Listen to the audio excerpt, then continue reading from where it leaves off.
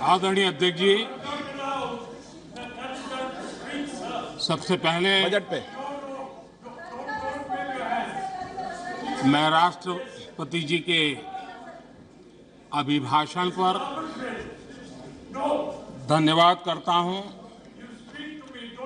और ये मेरा सौभाग्य रहा है कि मुझे पहले भी कई बार राष्ट्रपति जी के अभिभाषण पर धन्यवाद करने का अवसर मिला है।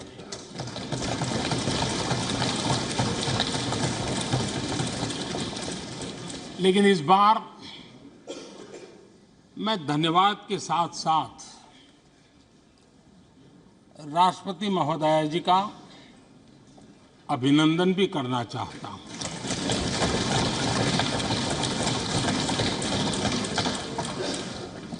अपने विजनरी भाषण में राष्ट्रपति जी ने हम सबको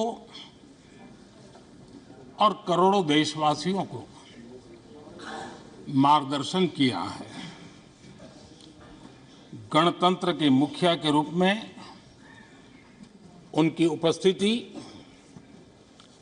ऐतिहासिक भी है और देश की कोटि कोटि बहन बेटियों के लिए बहुत बड़ा प्रेरणा का अवसर भी। आदरणीय राष्ट्रपति महोदया ने आदिवासी समाज का गौरव तो बढ़ाया ही है, लेकिन आज आजादी के इतने सालों के बाद आदिवासी समाज में जो गौरव की अनुभूति हो रही है,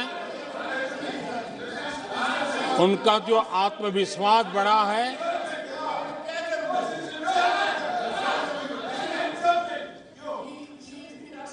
और इसके लिए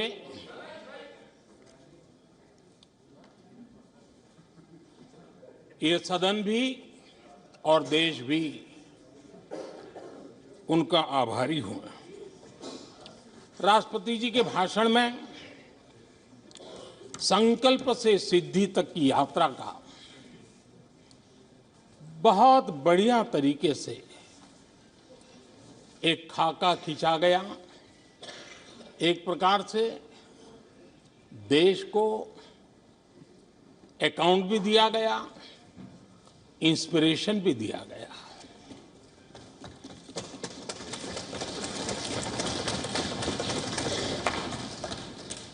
आदरणीय अध्यक्ष जी,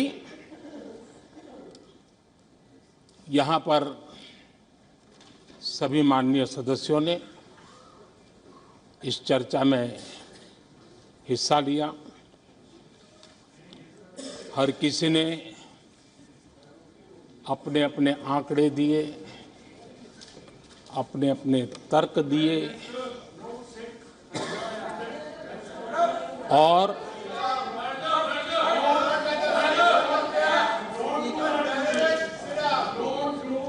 अपनी रुचि, प्रवृत्ति, प्रकृति के अनुसार सबने अपनी बातें रखी और जब इन बातों को गौर से सुनते हैं, उसे समझने का जब प्रयास करते हैं, तो ये भी ध्यान में आता है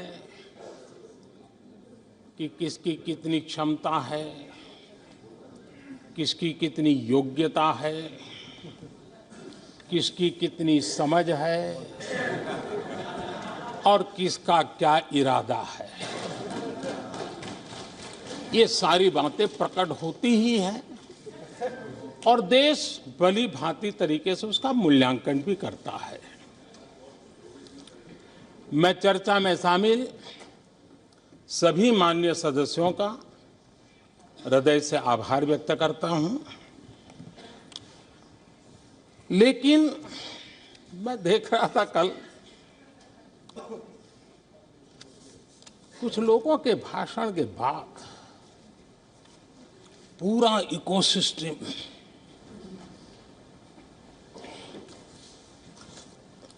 समर्थक उछल रहे थे और खुश होकर के कहने लगे, ये हुई है। मैं अंतिम बार बोल रहा हूँ, आप सीट पर बैठे बैठे नहीं बोले, आप वरिष्ठ सदस्य हैं और कोई शब्दों को नहीं, गलत। आप चुप रहिए। नो नो,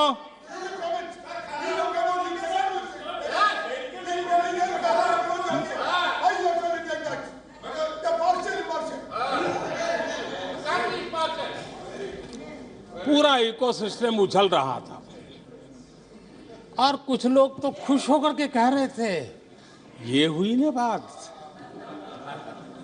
बड़ा। शायद नींद भी अच्छी आई होगी, शायद आज उठ भी नहीं पाए होंगे।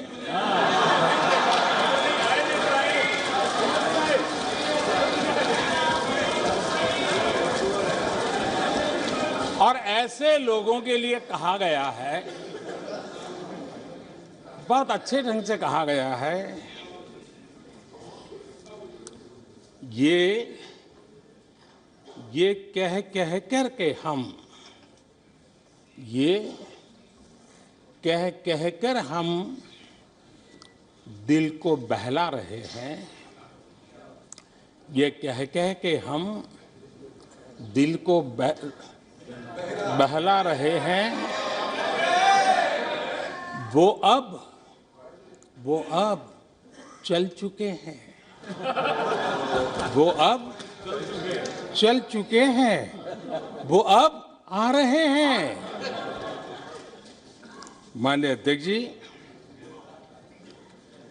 जब राष्ट्रपति जी का भाषण हो रहा था, कुछ लोग कन्नी भी काट गए और एक बड़े नेता महामहिम राष्ट्रपति जी का अपमान भी कर चुके हैं। जनजातीय समुदाय के प्रति, जनजातीय समुदाय के प्रति प्लीज प्लीज प्लीज, नफरत भी दिखाई दी है प्लीज। और हमारे जनजातीय समाज के प्रति उनकी सोच क्या है। देखिए, सदन सदन के तरीके से चलेगा। आप लोग बोले थे, सबने सुना था, कोई डिस्टर्बेंस नहीं हो। नो, गलत। लेकिन जब इस प्रकार की बातें टीवी के सामने कही गई, तो भीतर पड़ा हुआ जो नफरत का भाव था, जो सच, वो बाहर आके ही रह गया। ये खुशी है। ठीक है, बाद में चिट्ठी लिख करके बचने की कोशिश तो की गई है। माननीय अध्यक्ष जी, जब राष्ट्रपति जी के भाषण पे चर्चा मैं सुन रहा था, तो मुझे लगा कि बहुत सी बातों को मौन रह कर भी स्वीकार किया गया है। यानी एक प्रकार से सबके भाषण में सुनता था, तब लगा कि राष्ट्रपति जी के भाषण के प्रति किसी को इतराज नहीं है, किसी ने उसकी आलोचना नहीं की। भाषण की हर बात, अब देखिए क्या कहा है राष्ट्रपति जी ने, मैं उन्हीं के शब्द कोट करता हूं। राष्ट्रपति जी ने अपने भाषण में कहा था, जो भारत कभी अपनी अधिकांश समस्याओं के समाधान के लिए दूसरों पर निर्भर था, वही आज दुनिया की समस्याओं के समाधान का माध्यम बन रहा है। राष्ट्रपति जी ने यह भी कहा था, जिन मूल सुविधाओं के लिए देश की एक बड़ी आबादी ने दशकों तक इंतजार किया, वे इन वर्षों में उसे मिली है। बड़े बड़े घोटालों सरकारी योजनाओं में भ्रष्टाचार की जिन समस्याओं से देश मुक्ति चाहता था, वह मुक्ति अब देश को मिल रही है। पॉलिसी पैरालिसिस की चर्चा से बाहर आकर आज देश और देश की पहचान तेज विकास और दूरगामी दृष्टि से लिए गए फैसलों के लिए हो रही है। ये पैराग्राफ जो मैं पढ़ रहा हूं, वो राष्ट्रपति जी के भाषण के पैराग्राफ को मैं कोट कर रहा हूं। और मुझे आशंका थी कि ऐसी बातों पर यहां जरूर इतराज करने वाले तो कुछ लोग निकलेंगे, वो विरोध करेंगे कि ऐसा कैसे बोल सकते हैं राष्ट्रपति। लेकिन मुझे खुशी है, किसी ने विरोध नहीं किया, सबने स्वीकार किया, सबने स्वीकार किया। और माननीय अध्यक्ष जी, मैं 140 करोड़ देशवासियों का आभारी हूं कि सबके प्रयास के परिणाम आज इन सारी बातों को पूरे सदन में स्वीकृति मिली है। इससे बड़ा गौरव का विषय क्या हो सकता है। आदरणीय अध्यक्ष जी, सदन में हंसी मजाक, टीका टिप्पणी, नोक-झोंक, ये तो होता रहता है,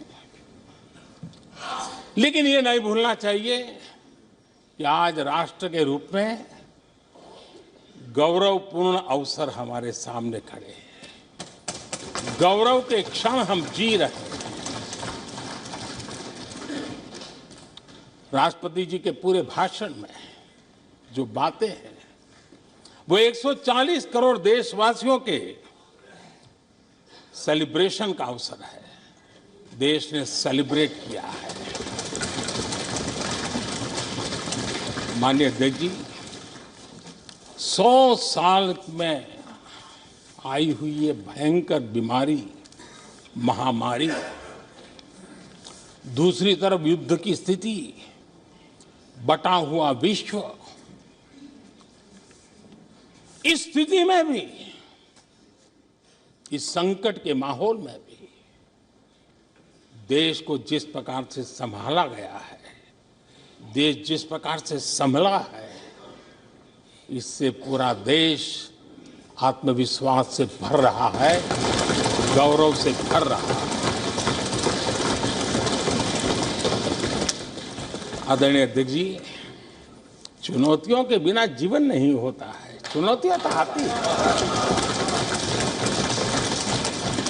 लेकिन चुनौतियों से ज्यादा सामर्थ्यवान है 140 करोड़ देशवासियों का जज्बा। 140 करोड़ देशवासियों का सामर्थ्य चुनौतियों से भी ज्यादा मजबूत है, बड़ा है और सामर्थ्य से भरा हुआ है। इतनी बड़ी भयंकर महामारी, बटा हुआ विश्व, युद्ध के कारण हो रहे विनाश, अनेकों देशों में अस्थिरता का माहौल है।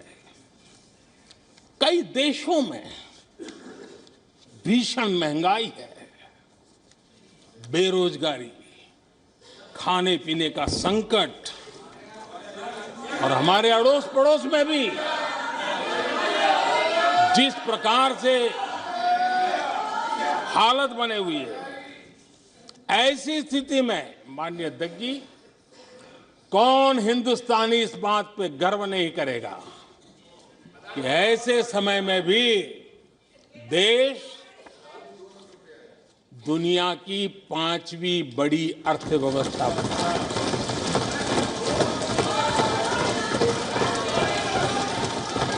आज पूरे विश्व में भारत को लेकर के पॉजिटिविटी है, एक आशा है, भरोसा है। और माननीय अध्यक्ष जी, ये भी खुशी की बात है कि आज भारत को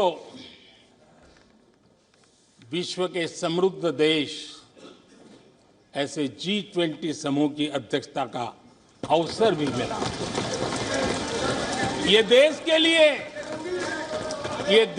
लिए गर्व की बात है। ये देश के लिए गर्व की बात है। 140 करोड़ देशवासियों के लिए गौरव की बात है। लेकिन मुझे लगता है, पहले मुझे नहीं लगता था, लेकिन अभी लग रहा है शायद इससे भी कुछ लोगों को दुख हो रहा है। 140 करोड़ देशवासियों में किसी को दुख नहीं हो सकता है। वो आत्मनिरीक्षण करे, वो कौन लोग हैं जिसको इसका भी दुख हो रहा है। माननीय अध्यक्ष जी,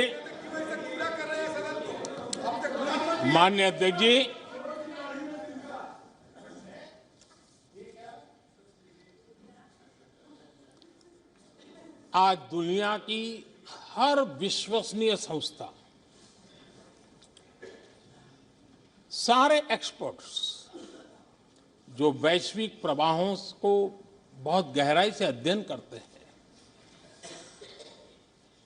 जो भविष्य का अच्छे से अनुमान भी लगा सकते हैं, उन सबको आज भारत के प्रति बहुत आशा है, विश्वास है और बहुत एक मात्रा में उमंग भी है।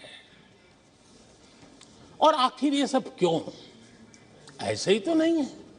आज पूरी दुनिया भारत की तरफ इस प्रकार से बड़ी आशा की नजरों से। Now that was Indian Prime Minister Narendra Modi replying to the motion of thanks on the President's address in the Indian Parliament. He hailed the President's speech as visionary and said that it inspired crores of Indians listening. Many opposition leaders also staged a walkout and others raised slogans against the current government. Prime Minister raised India's standing in the global economy. This comes at a time when there is a war going on in Europe and the world is seeing a financial downturn. He urged everyone to look up to India in the coming decades.